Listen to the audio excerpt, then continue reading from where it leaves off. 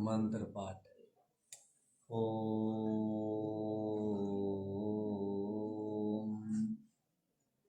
सहनावतु सहनो भुनक्तु सह वीर्यं करवावहै तेजस्विनावधीतमस्तु मा विद्विषावहै। ओम शांति शांति शांति।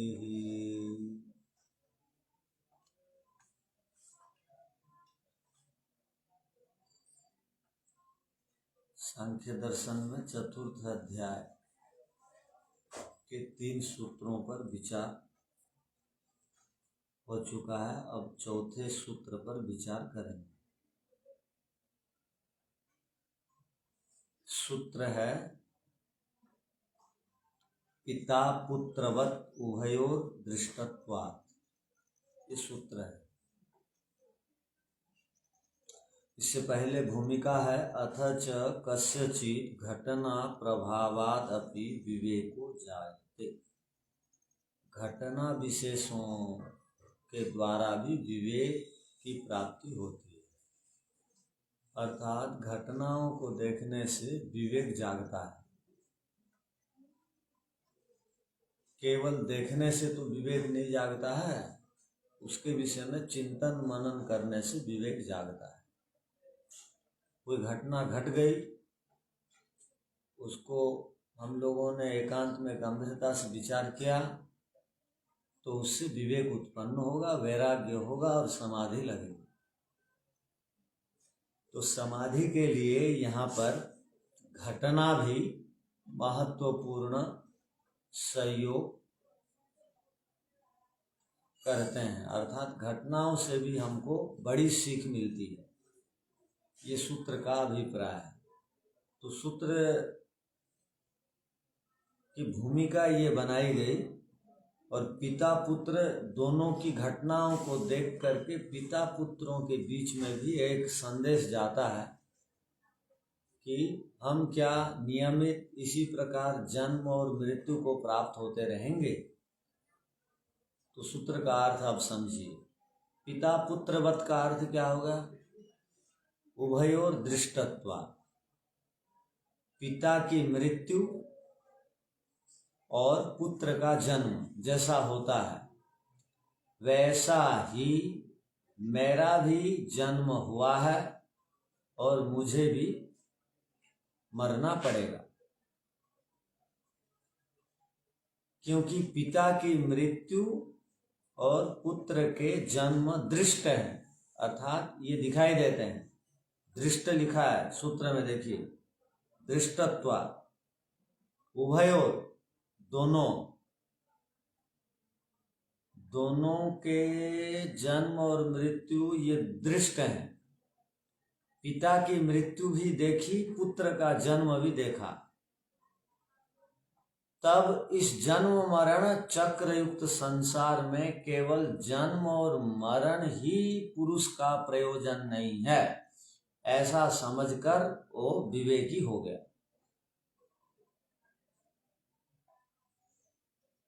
तो जब कोई पिता देखता है स्वयं का बेटा जन्म लेता है, देखता है, और जब वो विचार करता है कोई पिता कि मेरे बेटे का जन्म हुआ है, इसका अर्थ क्या हुआ? बेटे का जन्म हुआ है तो एक दिन मृत्यु भी होगी। और बेटा देखा पिता की मृत्यु हो गई, तो इसका अर्थ है मृत्यु का अंत क्या है? दोबारा जन्म है। मृत्यु जिसकी भी हुई उसका जन्म होगा, और जन्म जिसका भी हुआ उसकी मृत्यु होगी। दोनों आपस में देखते हैं, दोनों के जन्म मृत्यु को, और भविष्य में आगे चल करके जन्म होगा और आगे चल करके मृत्यु होगी। ये भी दृश्य उनके मन में आते हैं, तो उनके अंदर विवेक उत्पन्न होता है कि जीवन का उद्देश्य केवल जन्म लेना और मृत्यु को प्राप्त करना नहीं है। क्या है? तो इनसे बचना भी है। तो जो मनुष्य पिछला सूत्र याद रखिए, आवृत्ति रसकृत उपदेशा, इसको याद रखेंगे तो समस्या नहीं होगी। आवृत्ति उपदेश की होती रहनी चाहिए। क्या आवृत्ति होगी? जो मनुष्य योग का बार बार अभ्यास करेगा और इस जन्म में अपने संस्कारों को दग्धबीज कर देगा और उसका जन्म नहीं होगा।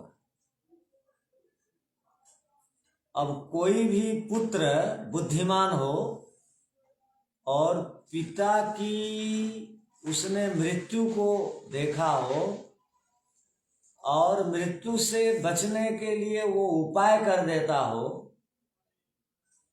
वो उपाय एक ही है, योगाभ्यास। योगाभ्यास उपाय के द्वारा वह और मृत्यु को प्राप्त नहीं होगा। अर्थात जो जन्म धारण नहीं करेगा उसकी मृत्यु नहीं होगी। तो इसी पर आकर के आप ठहरिए, जो जन्म धारण नहीं करेगा उसकी मृत्यु नहीं होगी। इसका अर्थ हो गया जन्म ही मृत्यु का कारण है और सामान्य मृत्यु ही जन्म का कारण है। तो ये मेरी अंतिम मृत्यु होगी और जन्म नहीं लूंगा। ये विचार से यदि हम काम करेंगे तो और समस्या नहीं होगी। तो मृत्यु के अनंतर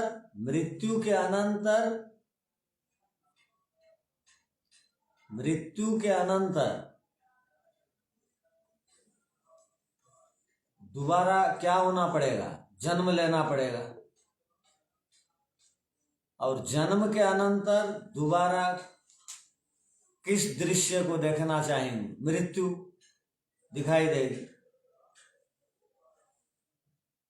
तो इसलिए यहाँ पर उदाहरण देकर के समझाया गया कि पिता और पुत्र बत उभयोर दृष्टत्वात्, पिता और पुत्र का जन्म और मृत्यु को देख करके यदि कोई जन्म मरण के चक्र युक्त संसार से छूटना चाहता है तो वो छूट सकता है। यदि घटनाओं से वो सीख नहीं लेता है तो उसका नहीं होगा। क्या नहीं होगा? उद्धार नहीं होगा, अर्थात वो ऊपर नहीं उठ सकेगा। तो आखिर में सार क्या निकला? जो मनुष्य संसार में जन्म लेता है उसकी मृत्यु भी निश्चित है। अतः जो व्यक्ति मृत्यु से बचना चाहता है उसको जन्म लेना बंद करना पड़ेगा। ये सार हुआ। क्या बोल रहे हैं आप? नमस्ते आचार्य। हाँ जी। हाँ, मैं ये पूछना चाह रही थी कि जो संस्कार दग्धबीज हम करते हैं ना, तो फॉर एग्जांपल एक पूरा उदाहरण देके क्या आप हमें समझाएंगे? फॉर एग्जांपल अस्मिता क्लेश है, दृष्ट और दृश्य आत्मा, और हम प्रकृति को बहुत ज्यादा बार एक ही समझ लेते हैं। बहुत कम बार ही हम मैं अलग और शरीर अलग का प्रयत्न करते हैं। तो अस्मिता क्लेश को दग्धबीज करना है तो इसको पहले हम पूरा समझ पूर्वक समझेंगे, इस पे चिंतन करेंगे, फिर वैसा हम बिहेव करने की कोशिश भी करेंगे। लेकिन वो पूरा संस्कार दग्धबीज करने की क्या प्रॉब्लम है? घर का बीज को भूंज देते हैं। घर में आप दाल लाते हैं, दाल बनाने से पहले दाल को भूंजते हैं तो वो दाल बहुत बढ़िया लगती है खाने के लिए। वो दाल भूंज देने के बाद आप बोलेंगे इस दाल को बीज के रूप में प्रयोग करूंगा और खाद पानी दूंगा और इससे फसल होगी, अंकुरित करवाऊंगा बोलेंगे तो अंकुरित वो दाल नहीं होगी। तो वैसे ही आप मन में स्थित सभी राग के, द्वेष के, अस्मिता के संस्कारों को खत्म कर देंगे तो वो और आपको मन में वो संस्कार रहते हुए भी आपको वो डिगा नहीं सकते, आपके लक्ष्य पथ से आपको भटका नहीं सकते, अर्थात आप और उससे प्रभावित नहीं होंगे। तो ये बात कैसी समझ में आएगी? इसको ऐसा समझ सकते हैं जैसे अस्मिता को आप पूछ रहे हैं तो अस्मिता का अर्थ होता है, कई बार हम जड़ और चेतन को एक मान लेना अस्मिता है। वो अस्मिता के लिए आपको वो दर्पण का उदाहरण दिया गया था शायद। तो दर्पण देखते हैं, हम चेहरा को देखते हैं, चेहरा को देख करके क्या बोलते हैं? मैं ऐसा हूं बोलते हैं। बस वो चेहरा को देख करके जो मैं ऐसा हूं बोलते हैं वो गड़बड़ है, वो अस्मिता है। वो मैं नहीं हूं, चेहरा मैं नहीं हूं, काला गोरा मैं नहीं हूं, किंतु मैं अपने आप को दर्पण देख करके काला गोरा सोच रहा हूं, यही अस्मिता है। तो आत्मा इसको समझ लेने के बाद थोड़ा थोड़ा व्यवहार में लाने की कोशिश भी करने के बाद पूरा दग्ध बीज कैसे होगा? जब असंप्रज्ञात समाधि लग जाएगी तो रसमलाई मिठाई है, वो जीभा में डालने से किस प्रकार स्वादिष्ट लगती है वो मिठाई, बताइए। तो आप मुझे पूछ रहे हैं, बताइए। तो मेरा खा के तो देखेगी तब तो पता लगेगा उसकी मिठास। तो बिना खाए मैं कितना बोल सकूंगा तो पढ़ाने वाले उतना ही बोलेंगे और बाकी तो खा करके देखना पड़ेगा स्वयं को। तो जब हम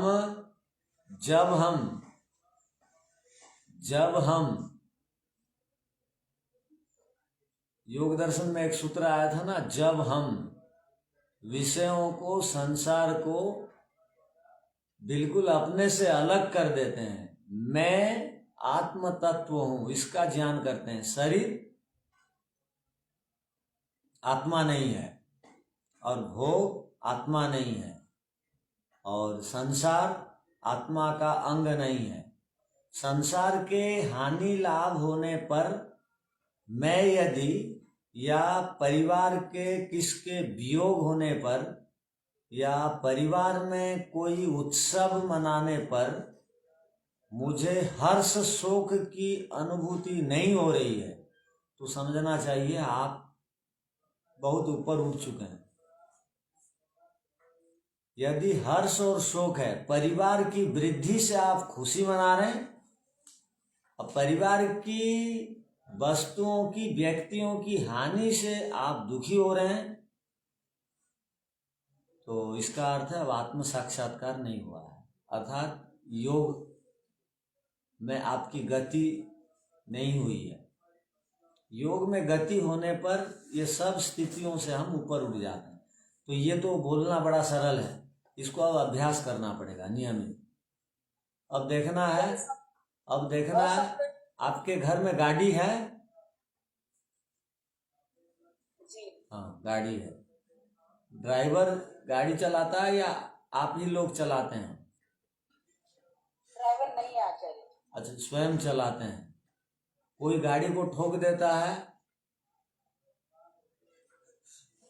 वो कोई दूसरा आया गाड़ी को ठोक दिया, आप उसको गुस्सा होते हैं? समझाना चाहिए भाई, देख के चला। उससे दुखी हो गए, उस दिन खाना पीना बंद कर दिए, अब व्यथित हो गए, चंचल हो गए, एकाग्रता को तोड़ दिए और बुरा भला बोलने लगे, तो समझना चाहिए गड़बड़ है। वो तो गाड़ी है, 2-4 दिन के बाद उसके ऊपर समस्या आती, 2-4 दिन पहले आ गई। वैसे ही शरीर के साथ, वैसे ही बच्चों के साथ, वैसे ही वस्तुओं के साथ, वैसे ही मकान के साथ, वैसे ही वस्त्रों के साथ, वैसे ही चप्पल के साथ। अब चप्पल, बढ़िया चप्पल आपकी थी और बढ़िया चप्पल को चूहा ने काट दिया तो दुखी हो जाते हैं? नहीं आ जाएगी। तो बढ़िया स्थिति तो फिर आपकी जल्दी समाधि लगेगी। यार ये समाधि लगने से पहले कहाँ तक समझना पड़ेगा?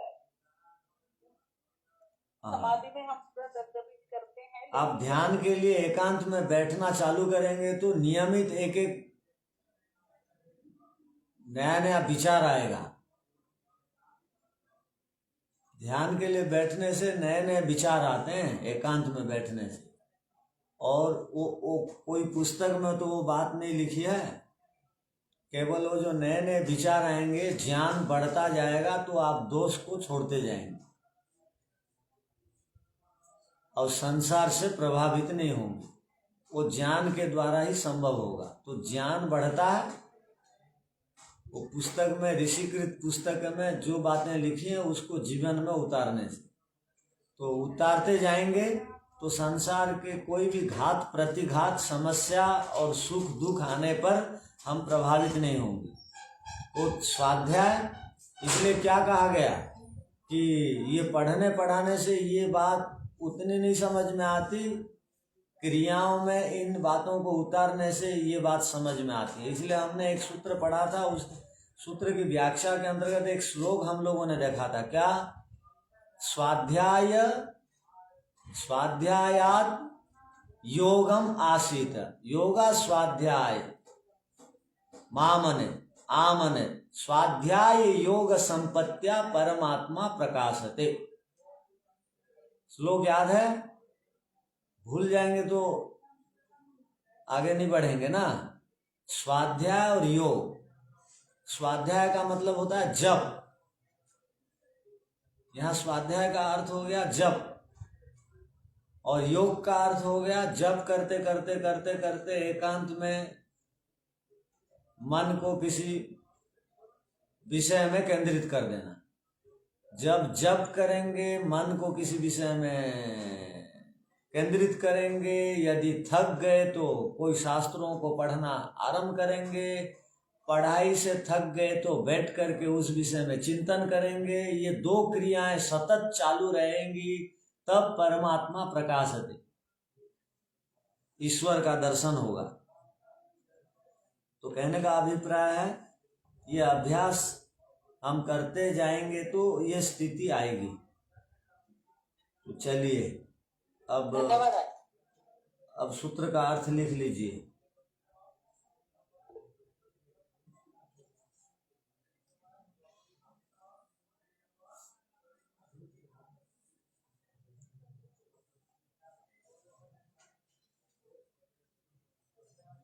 किसी घटना के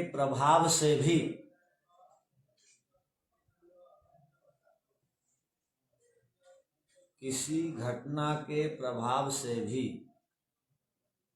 विवेक उत्पन्न हो जाता है।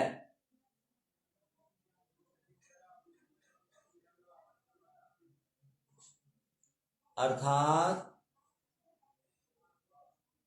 अनेक बार घटनाओं को देखकर विवेक होता है।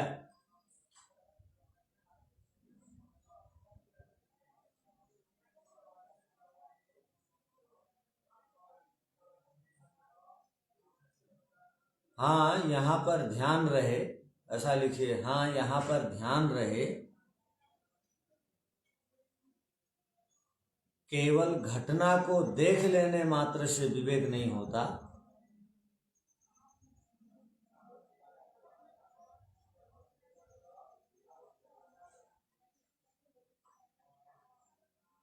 देखने के बाद उस पर चिंतन मनन करने से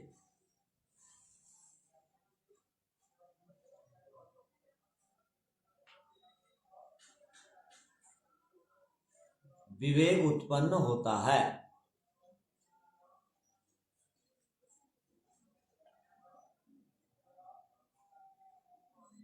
उदाहरण के लिए महर्षि दयानंद, राजा भर्तृहरि, महात्मा बुद्ध आदि के समान।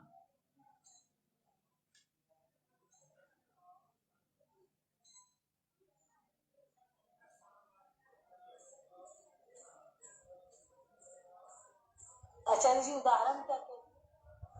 महात्मा बुद्ध का नाम लिया और महर्षि दयानंद जी का और राजा भर्तृहरि जी का नाम लिया। ये तीनों घटनाओं से प्रभावित हुए और घर बार छोड़े।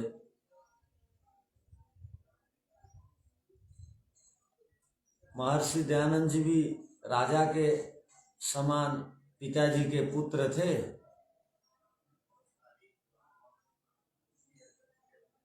और गौतम बुद्ध भी राजा के पुत्र थे और स्वयं राजा भर्तृहरि भी राजा के समान राजा थे। नहीं, केवल उदाहरण दे रहा था। अब आगे लिखिए, सूत्र का अर्थ लिखिए। पिता की मृत्यु और पुत्र का जन्म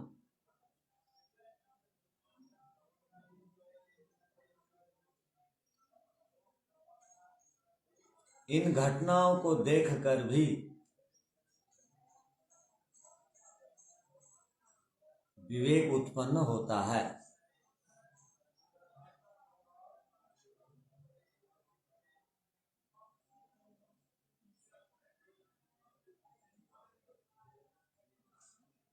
अर्थात पिता के साथ मृत्यु को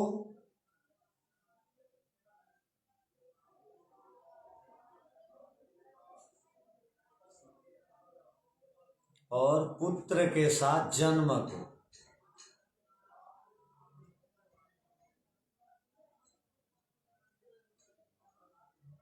इन दोनों घटनाओं को देखने से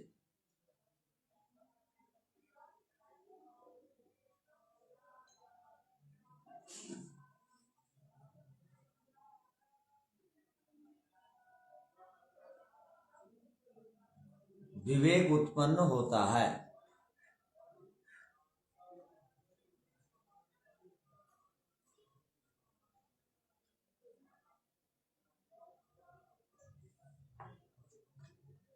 किसी मनुष्य ने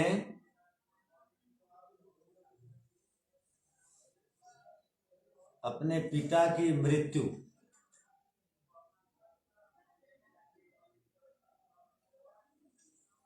और पुत्र के जन्म को देखा।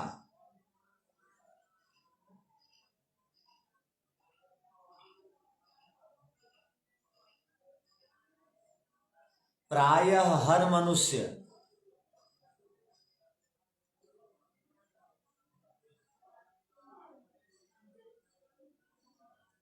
अपने पिता अथवा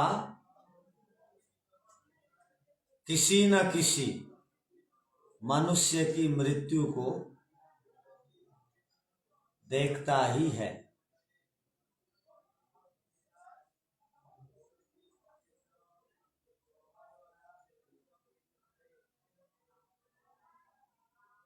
वैसे ही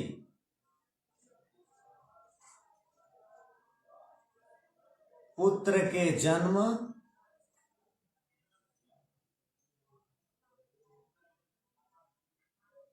अथवा किसी न किसी के जन्म को भी देखता है।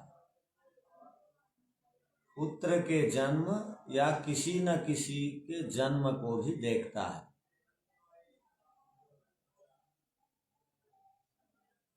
तब मनुष्य विचार करता है कि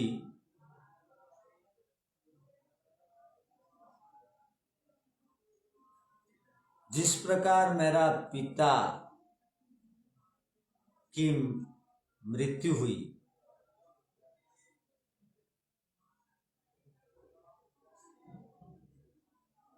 वैसे ही मैं भी तो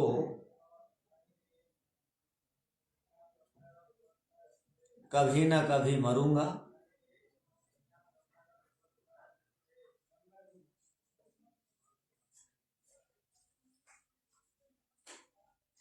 तथा मरने के बाद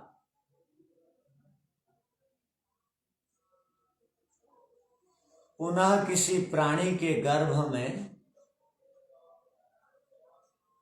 रहकर, मरने के बाद पुनः किसी प्राणी के गर्भ में रहकर जन्म लेना पड़ेगा।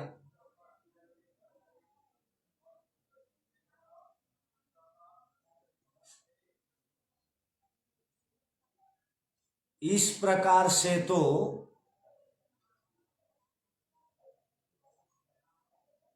जन्म मृत्यु का क्रम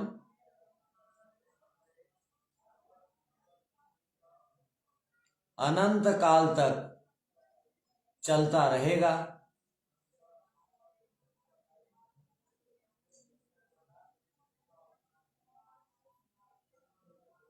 और यदि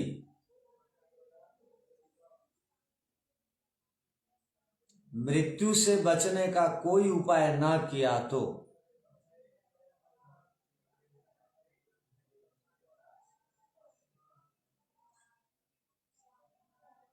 उपर्युक्त कष्ट पुनः उठाने पड़ेंगे।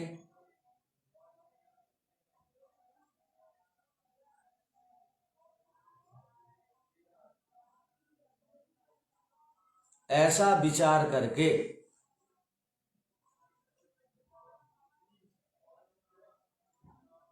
वह विवेक वैराग्य को प्राप्त करता है।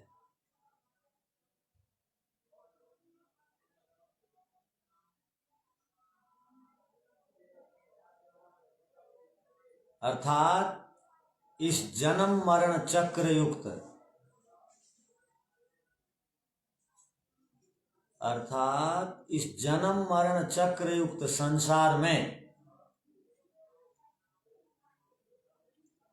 केवल जन्म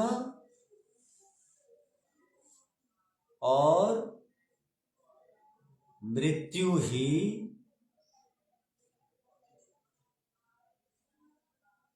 पुरुष का प्रयोजन नहीं है।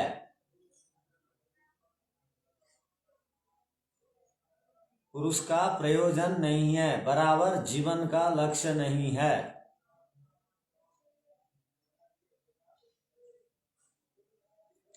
ऐसा समझकर वह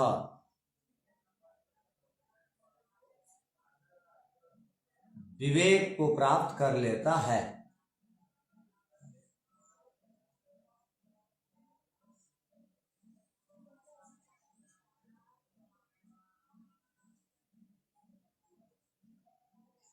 ऐसा विचार आया है कभी? जी आचार्य जी। जी तो अच्छे लोग हैं हमारे साथ सब। अरे जी आपका सोया फिर चला जाता है, कुछ समय के लिए रुकता है।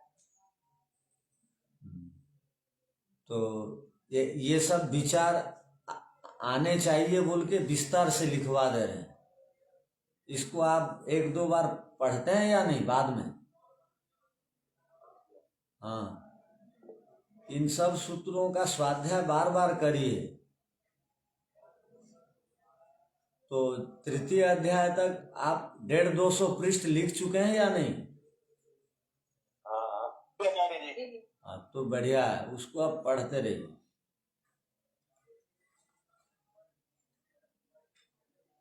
अब भाष्य देख लीजिए।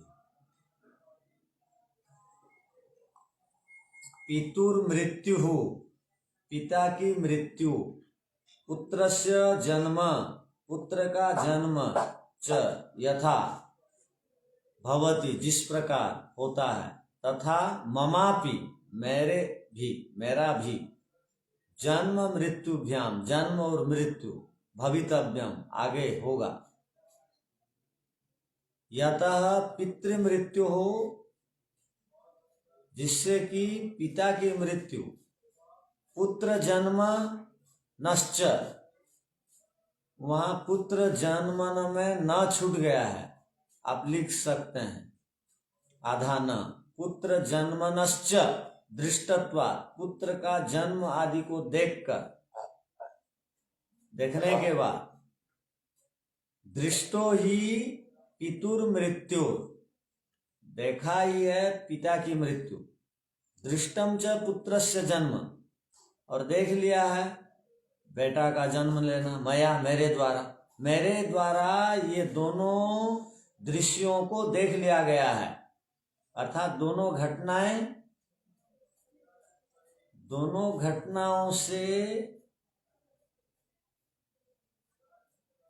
मेरा संबंध हो चुका है। इसका मत आत्मनः पितृपुत्राभ्याम अनुमेयो, अपने साथ पिताजी और बेटे का उदाहरण को घटाइए। क्या? अनुमेयो, अनुमान करिए। भव अप्ययो, मैं भी जन्म लूंगा और मृत्यु को प्राप्त करूंगा। अप्ययो माने, अप्यय का अर्थ होता है छूटना। मुझे भी शरीर छोड़ के जाना पड़ेगा। अब शरीर छोड़ के जाने का अर्थ है सकाम कर्म यदि बचा है, हम कैसे जानेंगे? जो बोल रहे थे, यदि एक भी सांसारिक पदार्थों के प्रति इच्छा थी और चले गए तो समझना चाहिए जन्म लेना पड़ेगा। ठीक है। वो आर्य समाजी भजनिक लोग कहानी सुनाते हैं। क्या कहानी? एक सेठ जी जाने वाले थे और चाबी छोड़ने को तैयार नहीं थे, तो वो चाबी छोड़ेंगे नहीं तो समस्या होगी। अब कई बार देखते हैं हम क्या है, वो बेचारे चाबी छोड़ते ही नहीं। वो आर्य समाज में जाते हैं, यज्ञोपवीत पहना देते हैं कईयों को, तो वो छल्ला में रखने से वो छल्ला को बाहर रखना पड़ता है, चाबी से टांगना पड़ता है। तो यज्ञोपवीत में ही चाबी को बांध देते हैं, बिल्कुल छोड़ना ही ना पड़े बोलकर। तो यज्ञोपवीत को चाबी रखने का स्थान बना लिए लोग। तो यहां पर कहा गया कि अपने साथ घटाइए। क्या घटाइए? वो जो जन्म मृत्यु दोनों दृश्यों को अपने साथ घटाइए कि मैं भी छोड़ के जाऊंगा और दोबारा आऊंगा। तरी अस्मिन् जन्म मरण चक्र युक्त संसारे केवलम, तो जन्म मरण संसार है। ये संसार का अर्थ है जहां जन्म और मरण चलते रहता है, उसको संसार कहते हैं। जन्म अथच मरणम एवं न पुरुषार्थम, वो मन में ये विचार करता है पुरुषार्थ का मतलब ये थोड़ी है, अर्थात पुरुष का प्रयोजन ये थोड़ी है केवल जन्म लेना और मरण को प्राप्त होना, जन्म लेना और मरण को प्राप्त लेना, इसलिए थोड़ी मैं पैदा हुआ था। उसके मन में ये भाव आते हैं। देखिए कितना पवित्र भाव। ये थोड़ी है मेरा उद्देश्य था कि मरूंगा जन्म लूंगा, मरूंगा जन्म लूंगा, कितने गर्भों के यंत्रणाओं को काटूंगा, कितने दिन मल में रहूंगा, पीप में रहूंगा, खून में रहूंगा। वो मल मूत्र पीप खून में रहता है, पेट के अंदर बच्चा। तो इति मत्वा, इस प्रकार विचार करके निर्विण्णो, निर्विण्णो, निर्विण्णो यहां आया शब्द देखिए, दुखी हो जाता है, खेद व्यक्त करता है, खिन्न हो जाता है, इसका अर्थ हुआ वो खिन्न हो जाता है, दुखी हो जाता है, माने व्यथित हो जाता है, चिंता में पड़ जाता है। ये और कितना दिन तक ये चलते रहेगा? और गीता नहीं फैलाऊंगा। तो विवेकम लभते, उसके बाद उसको विवेक की प्राप्ति हो जाती है। तो यहां देखिए वही शब्द आया, खेद व्यक्त करना पड़ेगा, हानि देख करके त्याग करना पड़ेगा।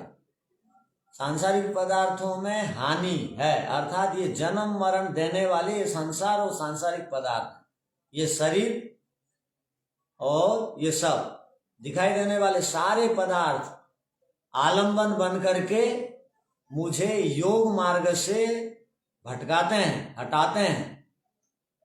इसलिए इनके प्रति वो चुप हो जाता है, उदासीन हो जाता है, इनके हानि लाभ से सुखी दुखी नहीं होता है, तब विवेक उत्पन्न होता है।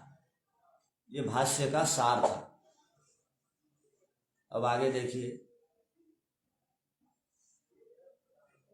विवेकतो विषयाणाम त्यागः कर्तव्य इति दृष्टांतेन आह।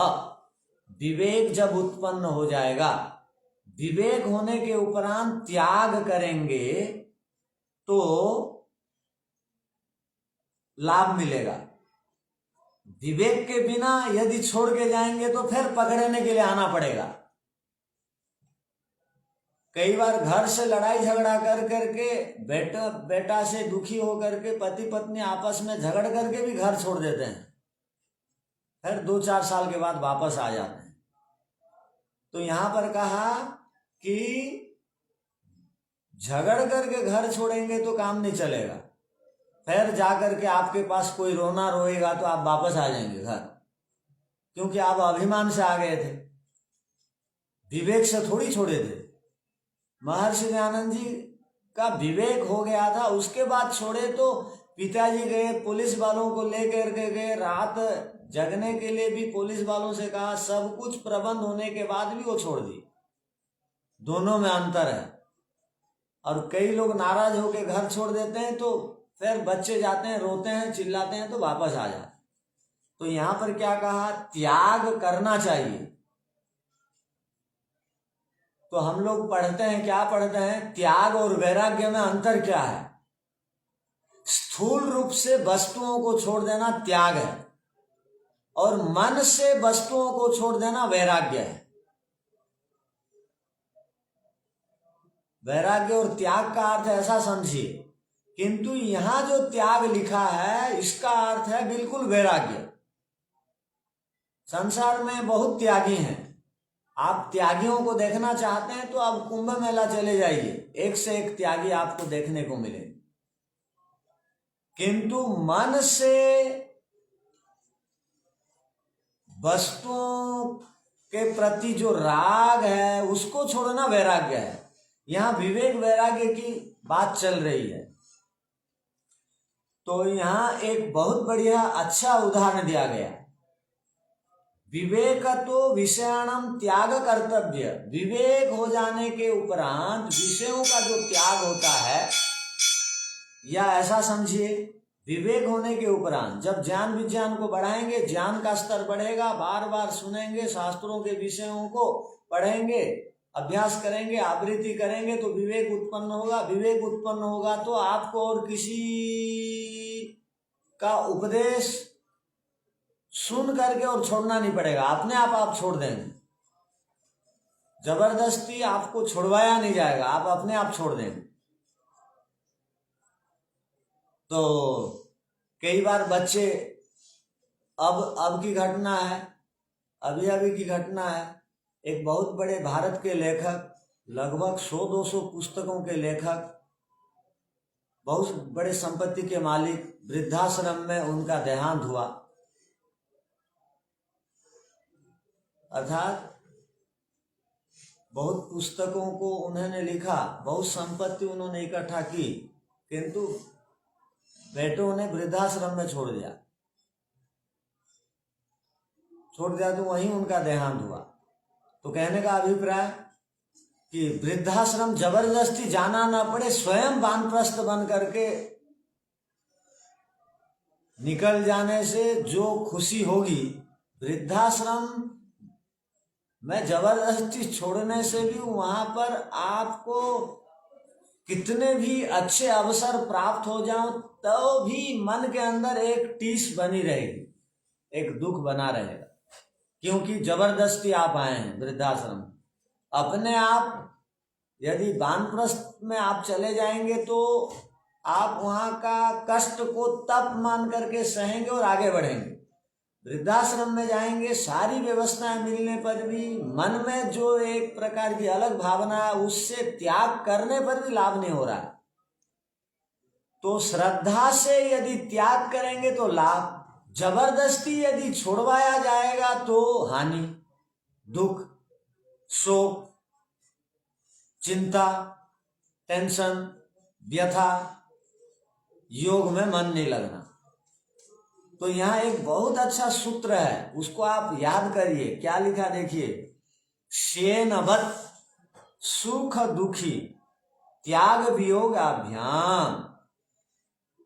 शेनवत माने शयन पक्षी है, बाज को कहते हैं, वो शयन पक्षी के समान सुखी हो जाइए न तो दुखी हो जाइए। यदि शयन पक्षी के समान आप त्याग करेंगे तो सुखी हो जाएंगे, यदि शयन पक्षी के समान आप वियोग करेंगे, जबरदस्ती छोड़ेंगे तो दुखी हो जाएंगे। शयन पक्षी का उदाहरण क्यों दिया गया? शयन पक्षी किसको कहते हैं? जो बिल्कुल जबरदस्त झपट करके प्रहार करके लेता है, झपटता है और प्रहार करके लूट लेता है। तो जो शयन पक्षियों का झुंड ऊपर उड़ता रहता है और अकेला में कोई शयन पक्षी बाज, यदि वो शयन पक्षी का अर्थ है मांस भक्षी पक्षी, वो मांस को खाने वाला पक्षी को शयन पक्षी यहां पर कहा गया। वो मांस का टुकड़ा लेकर के आकाश में घूम रहा है और दूसरे उससे बलवान पक्षी उसके मांस के टुकड़े को छीनना चाहते हैं। वो छीनने के लिए जैसे गए, यदि शयन पक्षी अपने आप छोड़ देता है तो सुखी रहेगा, यदि वो छोड़ेगा नहीं तो बड़े पक्षी क्या करेंगे? उससे लूटेंगे, उसको प्रहार कर देंगे। प्रहार कर देंगे तो क्या होगा? वो लूट भी गया और चोट भी लग गई, लूटा भी गया बेचारा और चोट भी लग गई। और यदि अपने आप छोड़ देता तो चोट से बच जाता ना, केवल लूट जाता, जीवन तो बच जाता। तो बड़े प्राणी क्या करते हैं? छोटे प्राणियों को मार तक देते हैं। तो छोटे प्राणियों में ताकत कम रहती है इसलिए मार देते हैं। तो यहाँ पर बाज का उदाहरण देकर के समझाया गया कि मांस भक्षक पक्षी स्वयं, जिसको बाज बोलते हैं, उसी के समान जो विषय सुख को लेने वाले हैं। यहाँ उदाहरण देकर के ये बताना चाह रहे हैं, जिस प्रकार बाज पक्षी मांस भक्षक विषय सेवन करता है, यदि उस विषय को सेवन काल में विवेक उत्पन्न होने पर यदि छोड़ देता है, मर जाने का भय उत्पन्न हुआ तो छोड़ दिया, तो वो प्रहार से, चोट से, जीवन समाप्ति से बच गया। वैसे ही विषय को सेवन करने वाले मनुष्य लोग अपने आप समय के अनुसार यदि छोड़ देते हैं, विषय के प्रति आग्रह और रुचि नहीं दिखाते, तो वो बाज पक्षी के समान सुखी रहते हैं। यदि जबरदस्ती उनसे छुड़वाया जाता है तो आजीवन दुखी रहते हैं। वो जो टीस है, दुख है, वो संस्कार बन करके आगे भी जाएगा और राग द्वेष का अगले जन्म में फिर वो संस्कार आएंगे। यहाँ यदि वो संस्कार को खुशी खुशी छोड़ देते हैं, ऋषियों का आदेश है, वेदों का सिद्धांत है, सुखी होने का रहस्य है।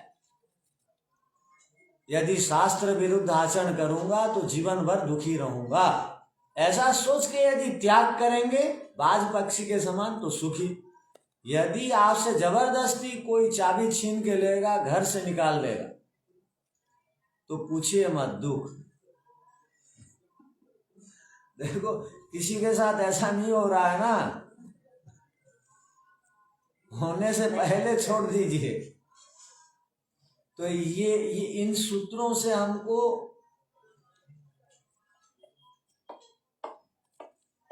आज सुबह हमसे जो जुड़े थे वो सुने होंगे, संसार की ये सारी घटनाओं को देखकर या संसार के उतार चढ़ाव को देखकर जो संसार को आचार्य मान लेता है वो बुद्धिमान है।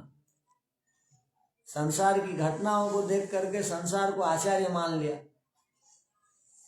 तो वो बुद्धिमान आगे बढ़ जाता है। तो यहाँ पर शेनवत सुख दुखी त्याग वियोगाभ्याम, ये सूत्र याद हो जाएगा ना। शेनवत सुख दुखी त्याग वियोगाभ्याम, वियोग से दुखी, त्याग से सुखी। वियोग माने जबरदस्ती छीन करके ले जाने पर दुखी। वो जब वो सांप का उदाहरण दिया जाता है ना, सर्प का, उसके त्वचा, जिसको कैंचली बोलते हैं, वो अपने आप यदि त्वचा को, वो पुरानी जो त्वचा है वो अपने आप यदि सांप से अलग हो जाती है तो वो सुखी रहता है। यदि उसी सांप को पकड़ करके उसका जबरदस्ती यदि उसकी त्वचा को, चमड़ी को खींचेंगे तो कितना दुख होगा, उसको मर तक जाएगा। तो वैसे ही तो जबरदस्ती करने पर जीवन भर दुखी रहता है व्यक्ति, और स्वयं त्याग करने पर जीवन भर सुखी रहता है व्यक्ति। तो ये सूत्र से हमको ये एक बड़ी सीख मिलती है। ठीक है, इस सूत्र पर आप और विचार करिए और इसको और हम ठीक से समझने के लिए विस्तार से प्रयत्न करेंगे। ओम शांति शांति शांति। सबको सादर नमस्ते।